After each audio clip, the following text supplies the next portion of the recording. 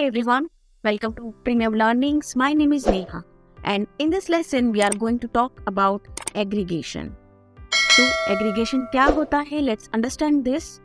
Subscribe Premium Learnings YouTube channel and click the bell icon to receive updates about videos for your career growth. So the relation between two entities is treated as a single entity. ठीक है? Now aggregation में हम क्या कर सकते हैं? दो entities को कैसा ट्रीट करना है हमें कि जैसे ये एक ही एंटिटी हो. ठीक है.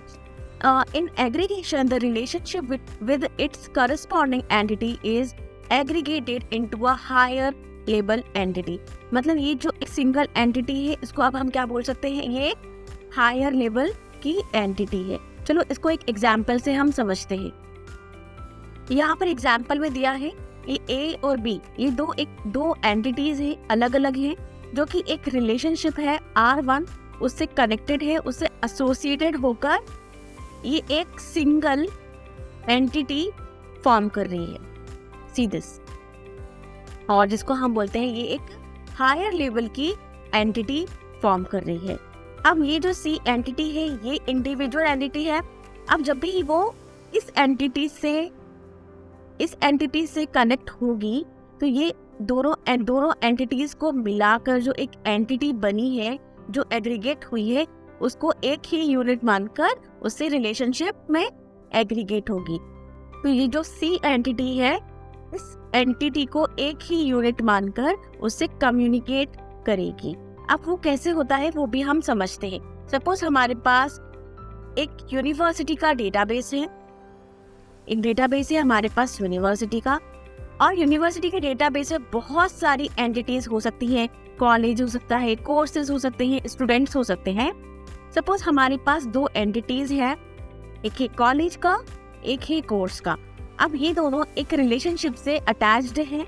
जैसे कि कॉलेज क्या करता है, ऑफर करता है, ऑफर्स कोर्सेज. ठीक है ना. हमने ऐसा सोचा कि ये जो कोर्सेज दे रहा है कॉलेज, ये एक यूनिट हो. सपोज ये एक यूनिट हो, मतलब इसको हमने एग्रीगेट कर दिया. यदि हम इसको एग्रीगेट करते हैं तो ये एक सिंगल यूनिट बन जाता है. ठीक है. अब जब स्टूडेंट जो है इंक्वायरी करेगा तो वो अकेला कॉलेज की ही इंक्वायरी नहीं करता है या फिर अकेला कोर्स की इंक्वायरी नहीं करता है, वो दोनों को एक सिंगल यूनिट मानकर उसकी इंक्वायरी करता है. तो आई थिंक आपको ये कॉन्सेप्ट जो एग्रीगेशन का है वो समझ में आया होगा. जैसे एग्रीगेट का यदि हम सिंपली मीनिंग पे देखें तो वो भी गैदरिंग करना होता है उसका मीनिंग, या फिर कलेक्शन होता है उसका मतलब. तो कलेक्शन ऑफ यहाँ पर एंटिटीज हो गया. मल्टीपल एंटिटीज को हम यहाँ कलेक्ट करके एक सिंगल यूनिट में कन्वर्ट कर देते हैं. अब यहाँ पर मल्टीपल एंटिटीज हो सकती है, जरूरी नहीं है दो का ही एंटिटीज सेट हो, मल्टीपल एंटिटी का सेट हो सकता है. यहाँ पर एक और एग्जाम्पल से यदि हम समझे तो जैसे यहाँ डॉक्टर और पेशेंट की रिलेशनशिप में ऐसा होगा कि जो नर्स है वो सिर्फ डॉक्टर अकेले को ही नहीं सर्व करती है, वो पेशेंट को भी सर्व करती है. तो ये कैसा हो गया, ये जो रिलेशनशिप हो गया यहाँ पर इसको एक सिंगल यूनिट माना है. और ये किसका क्या रिलेशनशिप है यहाँ पर, एग्रीगेट का. और एक एग्जाम्पल से हम समझते हैं. सपोज एम्प्लॉइज जो है वो वर्क करते हैं ब्रांच में और वो उनका एक जॉब है. ठीक है. तो ये सारी चीजों को यदि हम एक सिंगल एंटिटी में माने तो देखा जाए तो इन सारी चीजों को या सबको मैनेजर मैनेज करता है. तो मैनेजर ना अकेला एम्प्लॉय को ही नहीं मैनेज करता, वो जॉब्स को, या हर एक ब्रांच का एक मैनेजर होता है, हर एक एम्प्लॉय की एक जॉब होती है. तो इन सबको मिलाकर मैनेजर जो है वो मैनेज करता है और हम इन सारी चीजों को एक सिंगल यूनिट मान सकते हैं. ये सारी कलेक्शन जो एंटिटी का होता है वो क्या होता है, एंटिटी सेट होता है. करेक्ट. तो जो हमारी एंटिटी सेट्स है उनको हम एक यूनिट में कन्वर्ट कर सकते हैं. और यदि मैं आपको समरी बताऊं तो in summary we can say that aggregation in ER model is used to simplify the overall model by combining multiple entities और रिलेशनशिप इनटू अ सिंगल और हायर लेवल एंटिटी.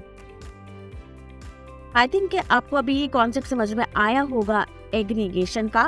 एग्रीगेशन में क्या होता है, हम मल्टीपल एंटिटीज को select करते हैं और उन्हें एक सिंगल यूनिट में कन्वर्ट करते हैं, जिसे हम हायर लेवल एंटिटीज बोलते हैं। अब जो भी सेकंड एंटिटी है या लो लेवल की एंटिटीज हैं जो अब इस एंटिटी से मींस हायर लेवल की एंटिटी से जब भी कम्युनिकेट करेगी तो उसे सिंगल यूनिट समझकर ही कम्युनिकेट करती है।